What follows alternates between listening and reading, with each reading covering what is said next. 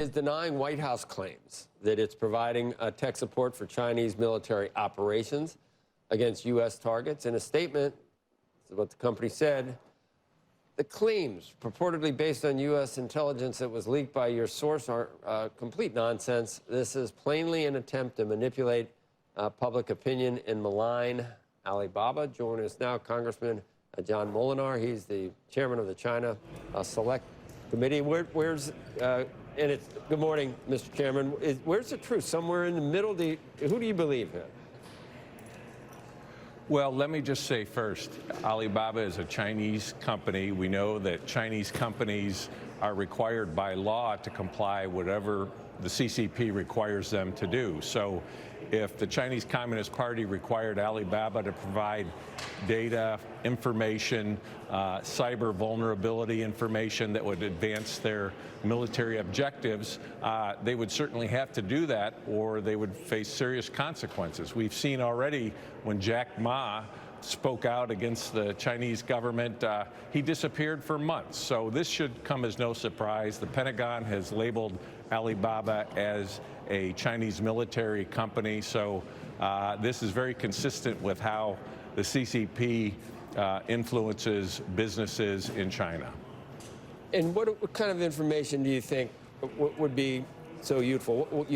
What is the White House memo alleging that China is finding out about what's military targets here in the United States?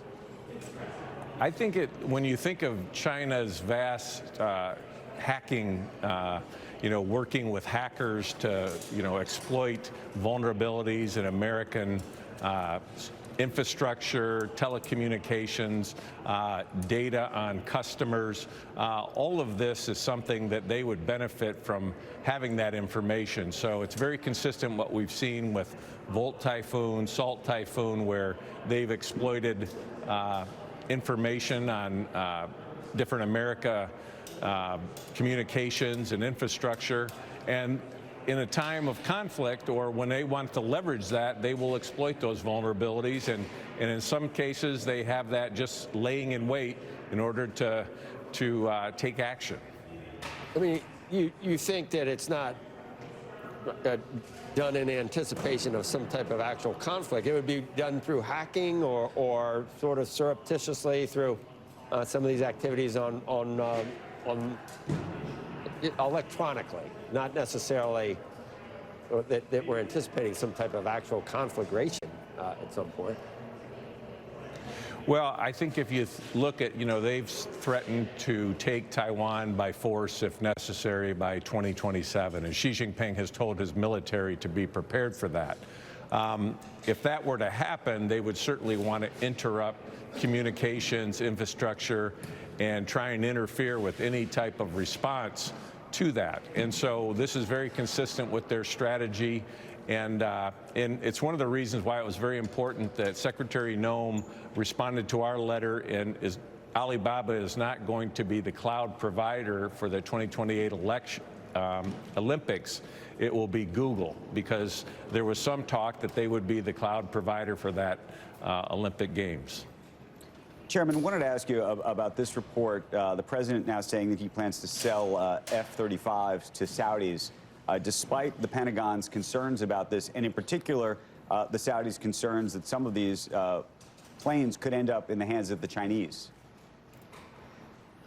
Well, I think this is an area where I'm not going to get ahead of the president. He's going to negotiate whatever deal, whatever agreement he believes is in the best interest of the American people.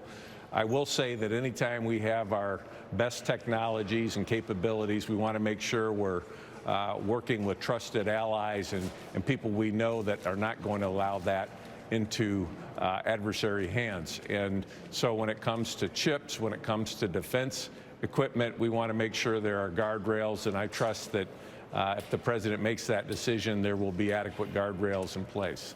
Well, let me ask you this, though. The Defense Intelligence Agency wrote a report suggesting this was the potential outcome. And so I'm trying to understand the way you think about it. You either have to say to yourself, I believe more in the president and his ability to prevent this from happening, or you believe the Defense Intelligence Agency. It's hard to believe both.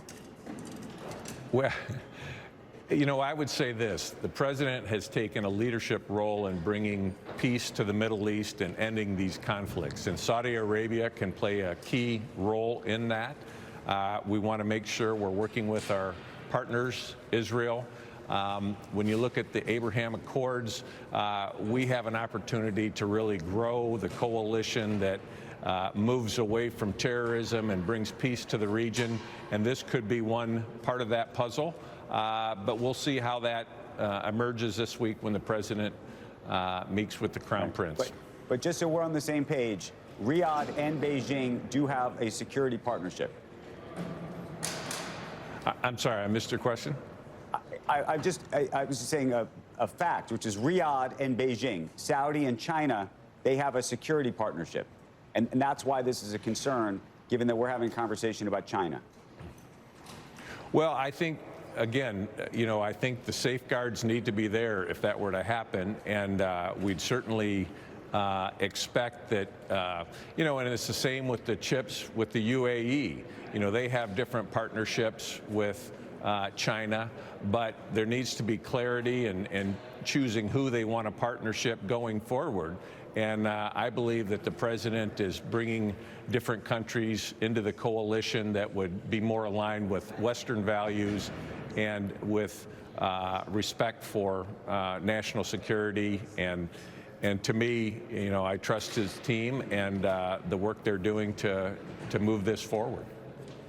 Considering that we're, you know, on the cusp of maybe, you know, some major trade deals with China that entail certain promises that China makes on things that they'll do. I guess we you know, reciprocal promises from us as well. But does this look like a country, China, that is acting the way we would hope that they would act when they're entering a trade deal? Should we trust anything that they tell us in terms of that they're going to comply with whatever comes out of this trade deal? It just doesn't seem like very good behavior in good faith. Well, you know, President Reagan used to say trust but verify, and we know that in the past China has not kept agreements that they've committed to, and so we have to factor all of that in.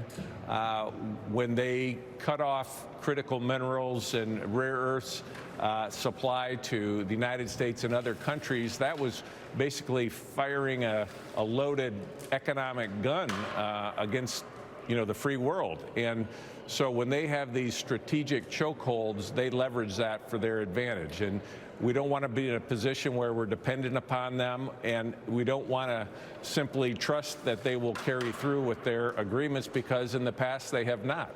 I still think there's value in having these meetings and trying to come to an agreement, but there needs to be a enforceability that goes along with that.